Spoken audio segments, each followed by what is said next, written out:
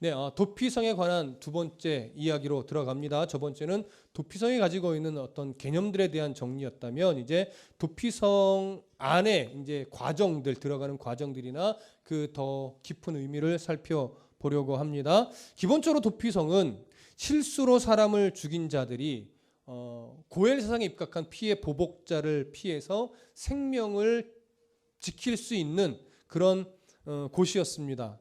피해 보복자는, 이 피해 보복자라고 하는 제도 자체는 하나님이 주신 것이 아니라 우리가 저번 시간에 나누었듯이 사람의 문화 속에서 만들어진 그런 어떤 악법 중에 하나였다, 악한 어떤 문화 중에 하나였다라고 말씀을 드렸습니다. 그래서 하나님은 억울한 죽음을 막고 또한 살인의 악순환을 끊어내고 내시고자 어떤 은혜의 법으로서 도피성 제도를 주신 것이었습니다. 오늘 이 그 규례에 대해서 좀 더 살펴볼 건데요. 4절과 5절을 좀 함께 읽어보시죠. 4절과 5절 함께 읽습니다. 시작. 이 성읍들 중에 하나에 도피하는 자는 그 성읍에 들어가는 문 어귀에 서서 그 성읍의 장로들의 귀에 자기의 사건을 말할 것이요, 그들은 그 성읍에 받아들여 한 곳을 주어 자기들 중에 거주하게 하고. 자, 여기 보니까 어떤 사람이 이제 도피성에 피하기 위해서 도피성으로 와요. 그러나 그렇다고 해서 무조건 다 들어갈 수 있는 것은 아니었습니다. 그 도피성에 피하기 위해서 온 자는 그 도피성 문을 지나가야 되는데, 그 문 어귀에는 항상 누가 있냐면 장로들이 있습니다. 그럼 그 장로들에게 가서 내가 이러이러한 일로 인해서 이렇게 실수하여 사람을 죽였습니다라고 자세하게 말해야 됩니다. 그때 그 장로들은 1차적으로 그 사람의 말을 귀담아 잘 듣고서 이 사람이 정말 실수로 사람을 죽인 것이 맞구나 라고 인정할 때 그들을 들여보내는 겁니다. 그렇게 해서 일단 도피성 안으로 들어가게 되면 그 도피성 안에 들어온 자에 한해서는 피해 보복자가 와서 그 사람을 내놔라 라고 아무리 요구해도 내어주지 말라고 한 것입니다. 그래서 도피성 안에 들어온 자는 일단 그의 생명을 지킬 수 있었습니다. 그러나 이전의 삶과는 전혀 다르게 이 안에서는 속죄하는 삶을 분명히 살아야 했습니다. 이런 내용들을 통해서 우리가 두 가지를 봐야 되는데, 하나는 하나님이 고의적 살인을 얼마나 싫어하시는가를 하나 봐야 되고, 그러나 실수로 죽인 사람에 대해서는 그의 생명은 지켜나게 하셨으나 그것 또한 무엇과 같다? 살인과 같다라고 하는 것만은 인정해야 된다라고 하는 사실이었습니다. 그래서 그 생명을 살인한 것에 대해서 분명히 그들은 잘못한 것이기 때문에 그 삶을 피해 보복자의 손에 죽게는 내버려 두지 않았으나 도피성 안에서 속죄하며 그 안에서만 살아야 되는데, 이것이 갖고 있는 기본적인 의미는 하나님만이 그들에게 무슨 삶을 줄 수 있다? 새로운 삶을 줄 수 있다라고 하는 것에 대한 어떤 상징적인 그림이 그 안에 담겨 있는 겁니다. 하나님만이 그의 실수를 인정하고 하나님만이 그들에게 새 삶의 기회를 주시는 분임이 여기서 나타나는 것이죠. 우리는 이처럼 어떻게 보면 예수 그리스도를 믿음으로 말미암아 이미 도피성 안에 들어와 있는 자들과 똑같아요. 이전에 아담의 범죄로 인해서 우리는 이미 살인한 자들과 동일한 수준의 사람입니다. 하나님의 은혜 없이는 참된 자유를 누릴 수 없는 자였습니다. 그런 우리가 하나님의 은혜로 말미암아 부름을 받고 예수 그리스도를 영접함으로 우리는 어느 성 안에 이미 들어와 있는 자와 동일한 거냐면 하나님이랑 예수 그리스도의 보혈의 은혜라고 하는 도피성 안에 이미 들어와 있는 자와 똑같습니다. 그렇기 때문에 도피성에 들어오기 전 옛날의 삶을 그대로 살아가려고 해서는 안 됩니다. 이제는 도피성 안에 들어와 있는 자로서 그 이전의 삶에 하나님이 기뻐하지 않는 삶의 습관들은 다 절연히 끊어내고 이제는 하나님이 기뻐하는 삶의 습관들로 삶을 새롭게 바꿔 나가야만 하는 의무와 책임이 주어진 자인 것입니다. 우리는 이 책임에 소홀해서는 안 될 것입니다. 그렇기 때문에 스스로의 삶의 행동에 우리는 좀 제약을 거는 훈련이 필요합니다. 그래서 성도는요, 자기 자신에 대해서는 되게 냉정하게 좀 대하실 필요가 있습니다. 때로는. 그리고 타인에 대해서는 관대할 필요가 있습니다. 근데 우리는 자꾸 거꾸로 가죠. 은혜를 받는다 하면 자꾸 상대방에 대해서는 냉정하고 자기에 대해서는 관대하려고 그래요. 그래서 성경은 뭐라고 말해요? 남의 눈에 있는 티끌을 자꾸 보려고 하고 자기 눈에 있는 들보는 보지 않으려고 한다고 하죠. 믿음이 깊어진다는 것, 믿음이 성숙해진다는 것은 뭐냐면 남의 눈에 티끌은 잘 안 봐야 되는 거예요. 내 눈에 들보를 더 크게 봐야 되는 거예요. 그게 성숙한 거예요. 근데 우리는 자꾸 신앙의 연수가 오래되면 남의 눈에 티끌이 아니라 남의 눈에 티끌을 들보처럼 보는 그런 나쁜 습관이 있지. 그런 것들을 고쳐 가야만 합니다. 그런 습관들을. 자, 6절을 좀 보겠습니다. 6절 함께 읽습니다. 시작. 그 살인자는 회중 앞에 서서 재판을 받기까지 또는 그 당시 대제사장이 죽기까지 그 성읍에 거주하다가 그 후에 그 살인자는 그 성읍 곧 자기가 도망하여 나온 자기 성읍 자기 집으로 돌아갈지니라 하라 하시니라.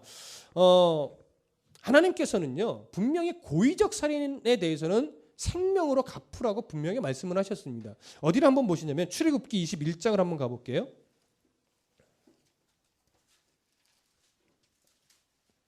출애굽기 21장 12절부터 14절까지를 좀 보겠습니다. 출애굽기 21장 12절부터 14절 함께 읽습니다. 출애굽기 21장 12절부터 14절 시작. 사람을 쳐 죽인 자는 반드시 죽일 것이나 만일 사람이 고의적으로 한 것이 아니라 나 하나님이 사람을 그의 손에 넘긴 것이면 내가 그를 위하여 한 곳을 정하리니 그 사람이 그리로 도망할 것이며 사람이 그의 이웃을 고의로 죽였으면 너는 그를 내 제단에서라도 잡아내려 죽일지니라. 한 구절 더 볼게요. 민수기 35장으로 가보겠습니다. 민수기 35장. 출애굽 1세대에 이런 말씀을 하셨다면 이제 출애굽 2세대의 애들에게도 또 이야기를 하시는데 창세기 35장 16절부터 21절까지 16절부터 21절까지 민수기 35장 16절부터 21절 함께 읽습니다. 시작. 만일 철 연장으로 사람을 쳐 죽이면 그는 살인자니 그 살인자를 반드시 죽일 것이요 만일 사람을 죽일 만한 돌을 손에 들고 사람을 쳐 죽이면 이는 살인한 자니 그 살인자는 반드시 죽일 것이요 만일 사람을 죽일 만한 나무 연장을 손에 들고 사람을 쳐 죽이면 그는 살인한 자니 그 살인자는 반드시 죽일 것이니라. 피를 보복하는 자는 그 살인한 자를 자신이 죽일 것이니 그를 만나면 죽일 것이요 만일 미워하는 까닭에 밀쳐 죽이거나 기회를 엿보아 무엇을 던져 죽이거나 악의를 가지고 손으로 쳐 죽이면 그 친자는 반드시 죽일 것이니 이는 살인하였음이라. 피를 보복하는 자는 살인자를 만나면 죽일 것이니라. 자, 이 두 구절을 보시면 하나님이 고의적 살인에 대해서 얼마나 진노하시는가, 그것을 얼마나 미워하시는가를 알 수 있습니다. 그러나 고의적 살인이 아니라 부지로 실수로 사람을 죽인 것에 대해서는 하나님이 살 기회를 주셨죠. 근데 만약에 이럴 수가 있어요. 고의적으로 살인을 해놓고 도피성으로 피하여 그것을 마치 실수로 살인한 것인 양 가장할 수도 있죠. 그럴 때는 어떻게 될까요? 자, 일단은 도피성 문 앞에서 장로들에게 잘 이야기해서 장로들에게 그럴듯하게 속여서 그 안으로 피신할 수 있어요. 그렇죠? 그러나 성경은 뭐라냐면 그렇게 피신했다 할지라도 일단 그 후에 뭘 해야 된다? 정확하게 재판을 해야 된다라고 하는 거예요. 그렇게 해서 재판을 정확하게 한 후에 이것이 실수로 사람을 죽인 것이 아니라 고의적 살인이라고 밝혀지면 그를 어떻게 해요? 죽여야 하는 거예요. 근데 도피성 제도가 있기 전에는 어떻게 했을까요? 도피성 제도가 만들어지기 전에는 그때는 도피성의 역할을 성막이 했었습니다. 그러면 성막 안에 들어간다는 개념보다 성막으로 막 달려가요. 실수로 사람을 죽인 사람이 성막으로 막 달려가서 제단의 뿔을 잡으면 제단은 거기에 제물이 올려진 제단 뿔에 이렇게 삐쭉삐쭉 나와 있어요. 내 모퉁이에. 그 제단 뿔을 잡고 있으면 그 사람은 함부로 죽일 수 없었습니다. 그래서 그 제단 뿔이 어떻게 보면 이 도피성의 역할을 했던 거예요. 근데 성경 아까 출애굽기에서 무슨 말씀했냐면 고의적으로 사람을 죽인 자라면 제단의 뿔을 잡고 있다 할지라도 어떻게 하라? 끌어 잡아내려서 죽여라 라고 하는 거예요. 그게 도피성으로 그들이 가장하고 들어갔다 할지라도 정확하게 재판을 하여 그가 고의적으로 살인했다면 도피성에서 끌고 나와 죽이라는 거예요. 그러면 그와 거꾸로 실수로 죽인 사람은 어떻게 해요? 도피성 안에서 살아갈 수 있는 거죠. 이전과는 다르게 도피성 밖을 나오면 안 돼요. 도피성 밖을 나왔다가 피해 보복자를 만난다면 죽임을 당하게 돼요. 그렇게 죽임을 당하면 그것은 법적으로 책임이 없는 겁니다. 그렇기 때문에 일평생 도피성 밖을 나올 수가 없는데 도피성 밖을 나올 수 있는 유일한 기회가 딱 한 번 있습니다. 오늘 본문에 뭐라고 되어 있죠? 대제사장이 죽으면, 다시 여호수아로 돌아와 볼게요. 여호수아 20장 6절에 보니까 그 살인자는 회중 앞에 서서 재판을 받기까지, 재판을 통해서 실수로 죽인 사람이면 계속 있는 거고 고의로 죽인 사람이면 재판 결과 그 사람은 죽임을 당해야만 하는 겁니다. 그리고 또는 그 당시 대제사장이 죽기까지 그 성읍에 거주하다가 그 후에 그 살인자는 성읍 곧 자기가 도망하여 나온 자기 성읍 자기 집으로 돌아갈지니라, 이렇게 되어 있습니다. 저를 보세요. 대제사장이 죽게 되면 6개 도피성에 있었던 모든 실수로 살인하여 피신한 자가 다 그 죄에 대한 면책을 다 받고 해방되어 이제 고향으로 돌아가는 거예요. 자, 그렇다면 잘 생각해 보시면 어떤 사람은 수십 년 도피성에 있다가 다 늙어서 자유의 몸이 될 수도 있고, 어떤 사람은 1년 있다가 자유의 몸이 될 수도 있지요. 그건 불공평이 아니에요. 무슨 말씀 이해되십니까? 대제사장의 생명에 그 사람의 생명을 연결해 놓은 거예요. 그래서 대제사장이 죽는다는 것이 무엇과 같은 의미가 되냐면 그 사람들이죠. 6개 도피성 안에 피신해 있던 모든 실수로 사람을 죽인 자들에 대한 죄를 끌어안고 대신 제물이 되어 죽었다라고 하는 의미와 부합하게 되는 겁니다. 그래서 대제사장이 죽으면 그 모든 도피성에 있던 사람들이 다 자유의 몸이 되는 거예요. 어떤 사람은 일찍 나갈 수도 있고, 어떤 사람은 정말 평생 있다가 노년에 나갈 수도 있고, 어떤 사람은 거기서 죽는 사람도 있겠지요. 그러나 결국 대제사장의 생명에 그의 생명이 내어 맡겨져서 대제사장이 죽으면 그 사람의 모든 죄값이 치러진 것과 동일하게 되는 거죠. 그렇다면 오늘날 이것이 우리들 안에는 어떻게 적용이 될까요? 바로 예수 그리스도의 생명에 우리들의 모든 죄인들의 생명이 연결된 거예요.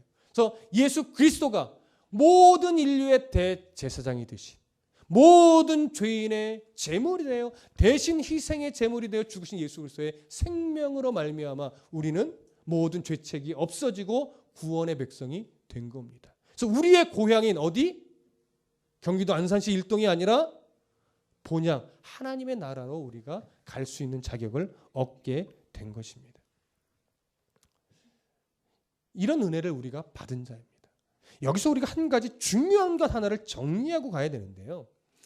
도피성이 이런 은혜를 우리에게 주었다면 실수로 사람을 죽인 자에 대해서 왜 성경이, 왜 율법이 함부로 그를 죽이지 못하게 했을까요? 고의로 사람을 죽인 자에 대해서는 철저하게 생명으로 갚으라라고 성경은 말하고 있는데, 실수로 죽인 사람을 죽인 자에 대해서 왜 그 생명을 함부로 갚지 못하게 했는가? 어디를 한번 보시냐면 출애굽기 21장으로 다시 한번 가겠습니다. 출애굽기 21장. 참 중요한 구절이니까 오늘 좀 이 구절을 잘 새겨 넣으시기 바랍니다. 출애굽기 21장 13절. 출애굽기 21장 13절. 함께 읽겠습니다. 출애굽기 21장 13절 시작.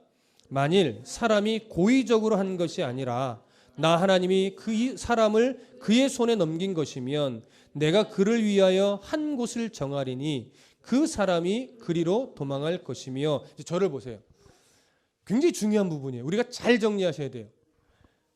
고의로 죽인 것이 아니라 실수로 사람을 죽였다면 그것을 어떻게 보라는 거냐면 그 사람의 생명을 이 사람을 통해서 하나님 나라에 불러오는 방법으로 하나님이 사용하신 것으로 보라는 거예요. 여러분, 이게 결코 쉽지 않아요. 악의를 가지고 죽인 것이 아니라면 그 사람은 나를 통해서 누군가 실수로 죽었어요. 근데 이걸 어떻게 보라는 거예요? 아, 하나님이 이 사람의 실수를 통해서 하나님이 나라로 불러 가신 거구나. 이렇게 보라는 거예요. 이걸 어떻게 이제 우리가 적용해 나갈 수 있냐면 오늘날 하나님은 죽음이라는, 예전에도 마찬가지지만 하나님이 죽음이라는 것을 통해서 뭐예요? 불러 가셔요. 하나님의 나라로.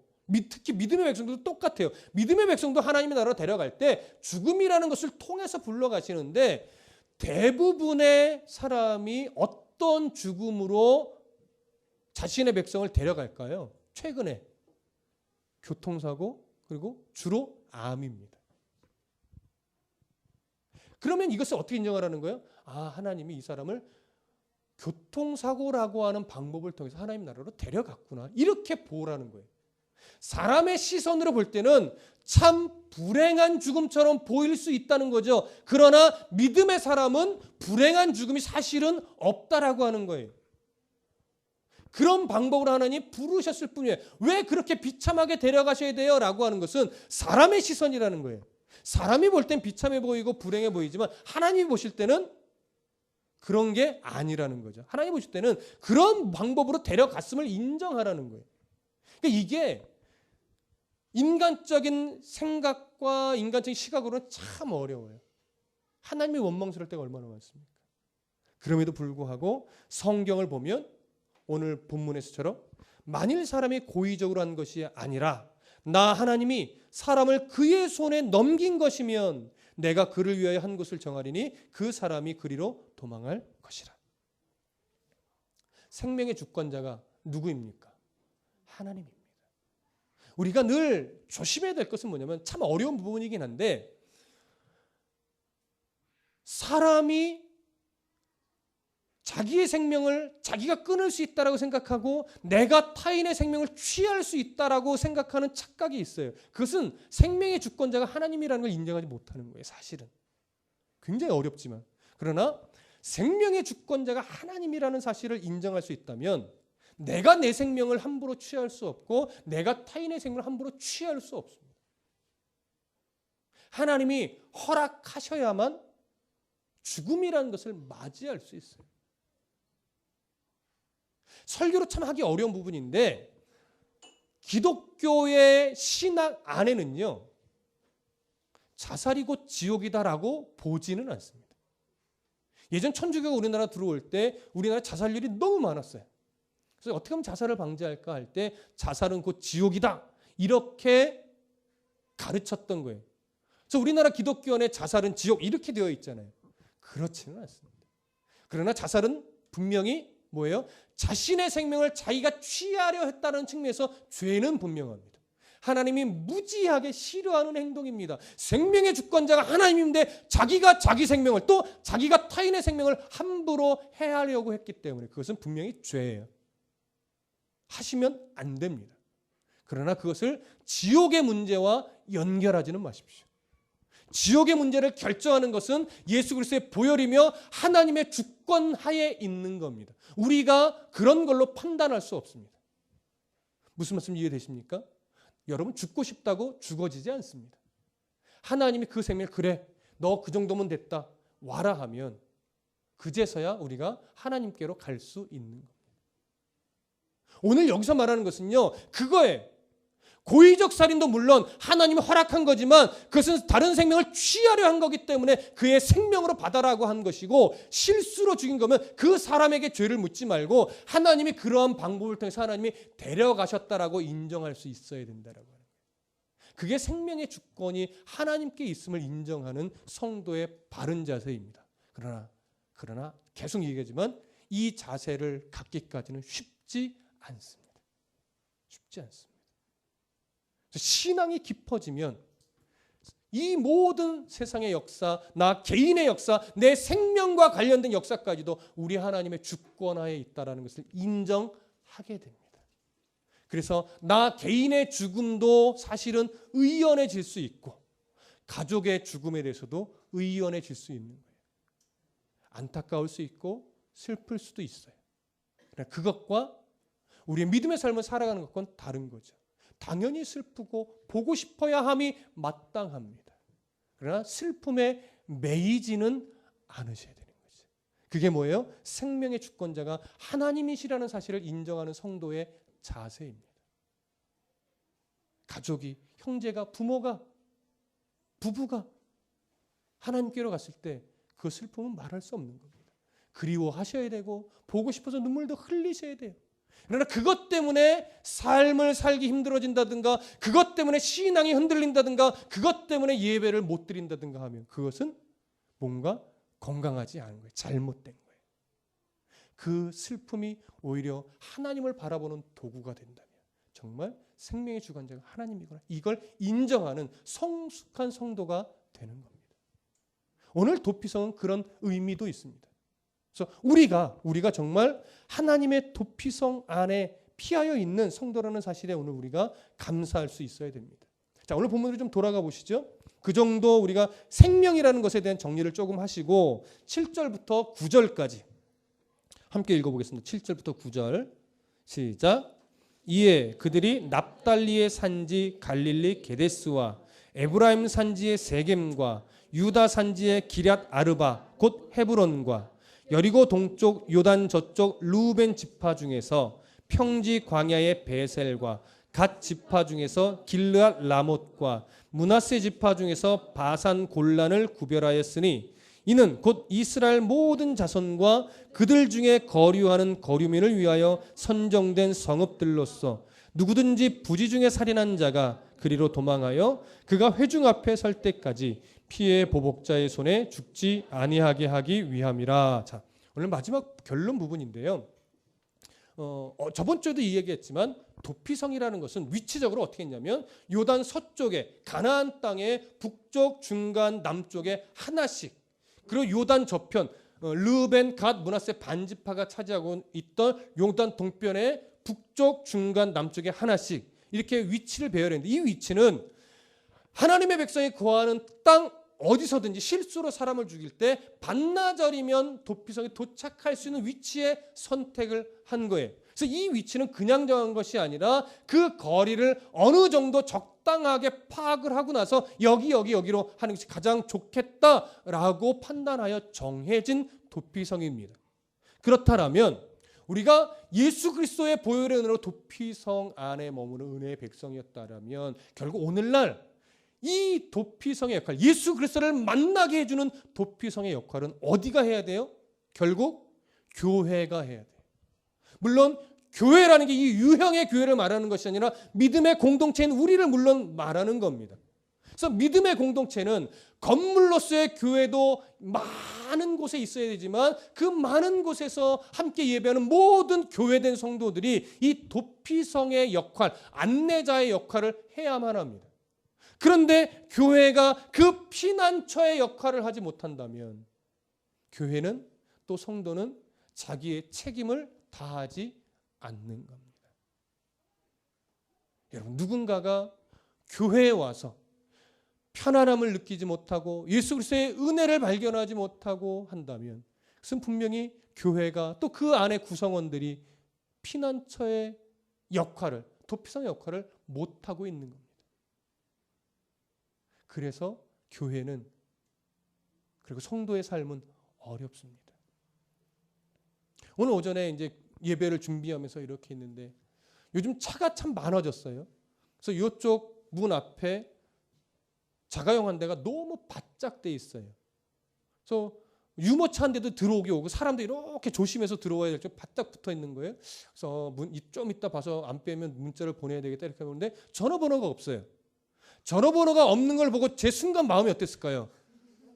네, 욱 올라. 예의가 없이 될 수는 있다 이거죠. 그러나 문자를 보면서 어떻게 할 수 있도록 연락처가 있어야지. 근데 순간 기분이 좀 쑥 상한 거예요. 이러고 있는데 집사람이 이렇게 있어요. 그래서 경찰에 전화해봐야 되지 않겠어요?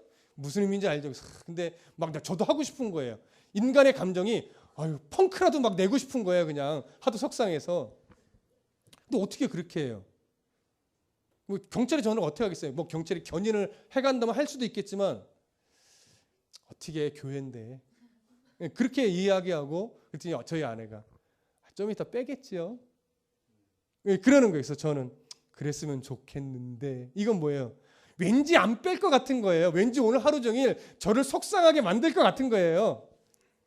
그래서 조금 기분이 상했어요. 근데 어떻게 목사고 교회인데 또 그러면 안 되지 하고 누르는 것뿐이지 기분이 좋은 건 아니에요.